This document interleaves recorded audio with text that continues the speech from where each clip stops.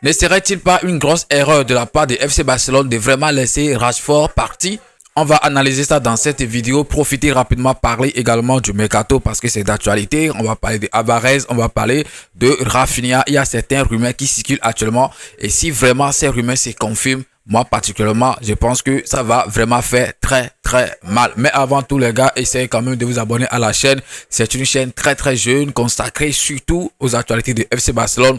On va aussi parler quand même d'autres actualités sportives. Donc si vous voulez être informé de tout, abonnez-vous et partagez surtout la chaîne, c'est pour le référencement. L'autre traître s'explique sur sa signature au Real de Madrid. Je parle bien sûr de Marc. Il dit: mon passé au Barça, quand tu es un enfant, tu rêves de jouer dans de grands clubs et le Real en est un. Il détient le plus grand nombre de titres et Ligue des Champions au monde. Quand celle du Real de Madrid est arrivée, je n'ai pas hésité une seconde. Je pense que c'est une opportunité unique. Au final, jouer pour le Real de Madrid, c'est un honneur et tous les joueurs ne peuvent pas le dire. Donc, j'en ai aucun doute. Je pense que moi, mon entourage, ma famille, nous savions tous clair que c'était une opportunité qu'on ne pouvait pas refuser et je suis très content de la décision qu'on a prise. Nous aussi, on t'a déjà oublié. Tu as choisi le Real Madrid, l'ennemi, le pire ennemi de FC Barcelone. On te pardonne, la saison va bientôt commencer. On va voir ce que ça va donner. C'est les titres que tu veux, c'est pourquoi tu es parti là-bas.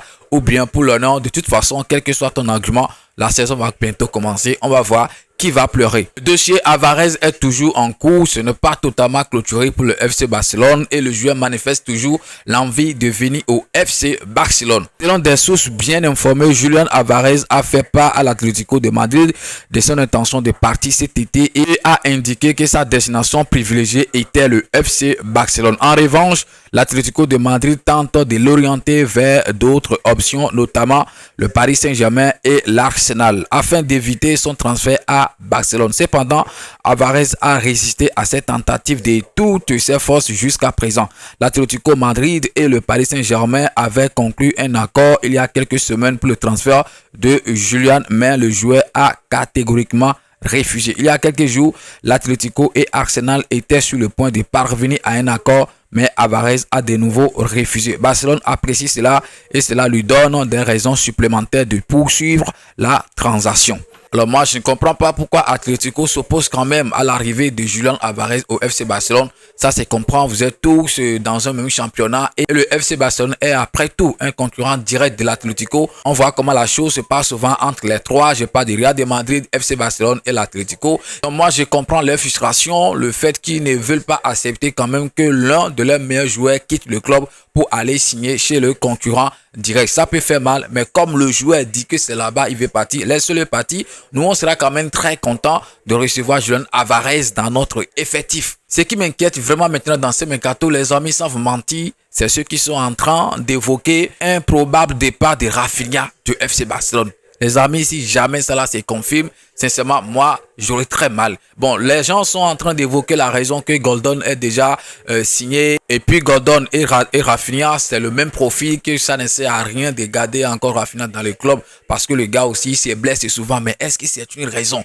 Vous voyez quand même la manière dont Rafinha a été d'une importance capitale pour le FC Barcelone. Et il est quand même très bon pour le jeu, pour le tactique de Hansi Flick. Donc le laisser partir, ça sera quand même aussi une grosse erreur. En tout cas, je pense que c'est des rumeurs. Et si jamais ça se confirme, les amis, moi, particulièrement, j'aurais mal. Il y a des pages qui sont déjà en train de parler de ça. Regardez par exemple Actualité Barça. Il dit l'avenir de Rafinha sera déterminé après la Coupe du Monde. Al Hilal prépare une offre initiale de 80 millions et Barcelone pourrait gagner plus s'il négocie. Barcelone a précédemment promis aux joueurs de faciliter sa sortie s'il souhaitait. Et cette page n'est pas la seule à parler de cette affaire. Il y a aussi d'autres pages. Par exemple, regardez ici, Neo Tiki Taka qui dit Rafinha pourrait bien quitter le FC Barcelone après le mondial. Ce n'est pas certain, mais c'est une possibilité. Al Hilal serait prêt à payer 80 millions d'euros et le Barça pourrait en obtenir plus en négociant. Lors de la prolongation du joueur, le club lui a promis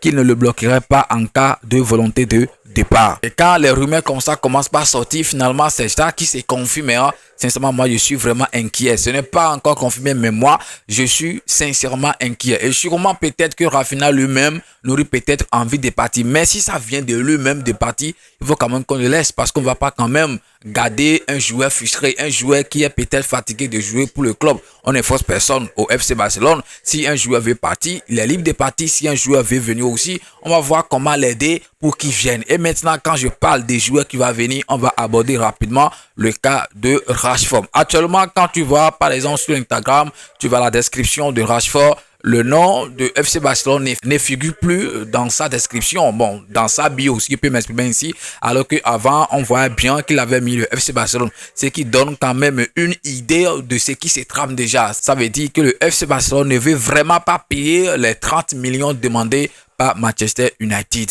Les amis, si vraiment le FC Barcelone laisse partir Rashford, pour moi, ce serait une grosse erreur. Est-ce que vous avez vu maintenant, lors de la Coupe du Monde, déjà les premières journées qui sont déjà terminées, est-ce que vous avez vu la prestation de Rashford? Parmi tous les joueurs barcelonais présents dans cette compétition, c'est Rashford seul qui a pu réaliser quelque chose d'incroyable.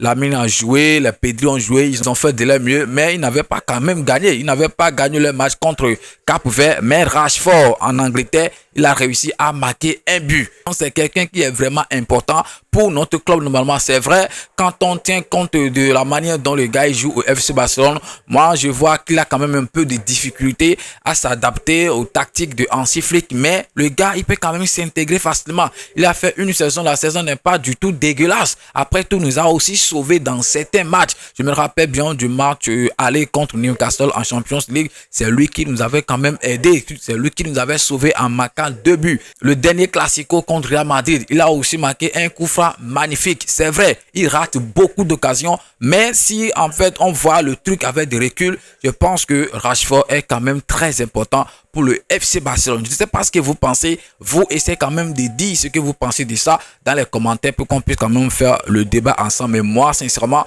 sans vous mentir, si jamais on le laisse partir, on pourrait peut-être le regretter après. Surtout que le frais que Manchester United demande, ce n'est pas beaucoup de choses, c'est juste 30 millions d'euros. Un joueur comme ça, moins cher, je pense que normalement, c'est un jackpot, c'est une opportunité qu'on devrait normalement saisir sans même se poser trop de questions. Donc, vous refusez de payer 30 millions d'euros pour Rashford, qui a déjà fait au moins ses petites preuves avec le club, mais vous partez dépenser 70 millions. Bon, on dirait 80 millions dans quelqu'un que vous ne connaissez pas encore. Même s'il a joué dans d'autres clubs, au moins au FC Barcelone, vous ne savez pas ce qu'il peut faire. Vous avez au moins vu la performance de Rashford et vous savez que le gars peut toutefois se corriger et s'intégrer rapidement dans le jeu de FC Barcelone. En tout cas, les amis, je pense que tout est clair. Rashford va quitter le FC Barcelone, mais c'est une grosse erreur. C'est ce que moi je pense. Donnez-vous votre avis dans les commentaires et comme je l'ai dit, n'oubliez pas, abonnez-vous à la chaîne pour plus d'informations à venir. On est ensemble. Big up les amis. Ciao.